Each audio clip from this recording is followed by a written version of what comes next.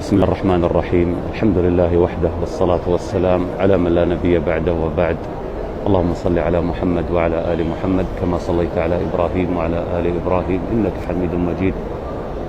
وبارك على محمد وعلى آل محمد كما باركت على إبراهيم وعلى آل إبراهيم إنك حميد مجيد.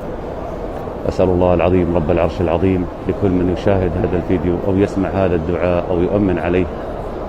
أسأل الله العظيم رب العرش العظيم أن يغفر لك ولوالديك ووالديهم وأهلك ومن له حق عليك، وأن يسكنكم الفردوس الأعلى من الجنة، وأن يحل عليكم رضوانه ومغفرته ورحمته فلا يسخط عليكم أبدا، والمسلمين والمسلمات والمؤمنين والمؤمنات الأحياء منهم والأموات. أسأل الله العظيم رب العرش العظيم أن يجعلك ممن طال عمره وحسن عمله، وأن يمتعك بالصحة والعافية،